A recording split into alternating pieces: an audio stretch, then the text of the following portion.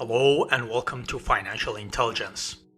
In this video, I want to talk about the idea of investing in metaverse real estates. In a nutshell, we can think of the metaverse as the three-dimensional versions of the internet. Instead of interacting with web applications on a screen, people will be able to get immersed in the virtual world created on the internet. Some people might think that this is a crazy idea and it'll never happen. However, this idea is not as crazy as it sounds. For example, consider the amount of time and energy millennials and Gen Z folks spent on the most primitive two-dimensional version of the metaverse, which is Instagram. The amount of pleasure and possibilities promised by the three-dimensional version of the metaverse is going to be irresistible for many folks who have grown up with the internet. Like the safety warnings on the side mirrors of cars, objects in the mirror are closer than they appear.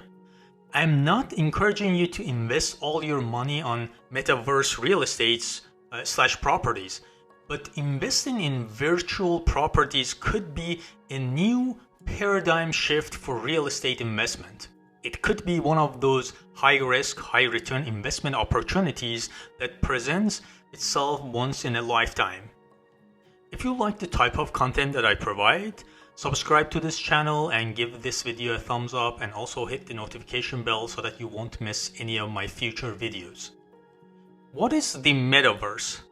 In a nutshell, we can think of the metaverse as the internet brought to life, or at least rendered in 3D. It is a virtual environment experience where you can be immersed in a three-dimensional version of the world and be surrounded by virtual objects instead of just looking at the screen. Metaverse platforms create interconnected virtual communities where people can meet, work, and play. The metaverse is going to be accessed using virtual reality headsets, augmented reality glasses, smartphone apps, or other devices. Most people associate the metaverse with Facebook because of the video where Mark Zuckerberg talked about how he's betting Facebook's future on the metaverse. However, let's be clear that the metaverse is not owned by Facebook, and it is not Facebook. The metaverse is the next evolution of social technology. Therefore, Facebook, not surprisingly, perceives it as a threat to their business. In fact, Facebook is quietly buying up the metaverse properties to exert their influence on it.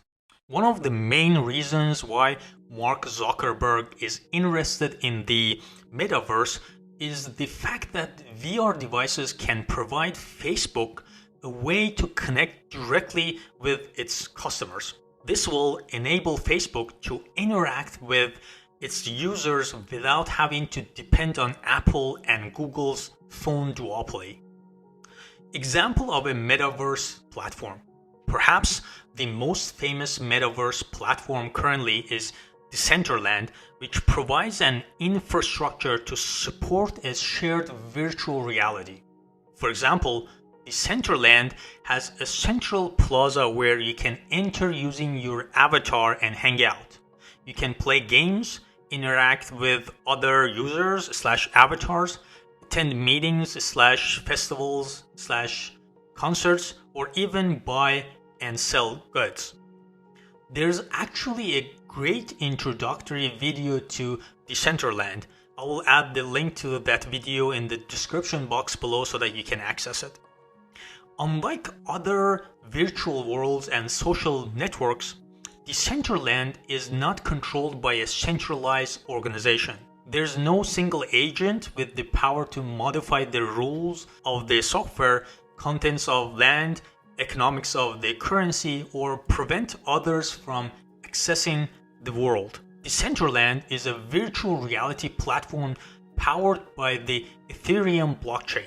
Land is a non-fungible, transferable, scarce digital asset stored in an Ethereum smart contract. It can be acquired by spending tokens called mana. Mana is essentially the official currency of Decentraland and can also be used to make purchases of digital goods and services. Users can create, experience, and monetize content and applications. Users can also claim ownership of virtual land on a blockchain-based ledger of parcels. Landowners control what content is published on their portion of land. Contents can range from static 3D scenes to interactive systems such as games. Since users can make money by selling products and services to other users, real estate in Decentraland has economic value. The higher the virtual foot traffic, the higher the value of the land parcels. Investing in virtual real estate. Why would somebody want to spend money buying land in a virtual environment? That is because these pieces of land have the potential to get lots of virtual foot traffic in the future, which can be monetized. The idea is very similar to paying money to buy a web domain. The virtual foot traffic has economic value because it can be monetized by selling virtual products/services. Users in Decentraland, for example, will gather around neighborhoods of shared interests. The Decentraland scripting language will allow the development of applications, games, gambling, and dynamic 3D scenes. If you own a piece of land in Decentraland, you can charge your users for using your applications, purchasing artworks, playing games, or entering your casino. Similar to the real world, brands may also want to advertise using billboards near or in high-traffic land parcels to promote their products, services, and events. Some neighborhoods may become virtual versions of Times Square in New York City. I hope that you liked this video. If you have any recommendation or suggestion, add them in the comment section below. Don't forget to like this video and subscribe to this channel, and also hit the notification bell so that you won't miss any of my future videos. Thank you and take care.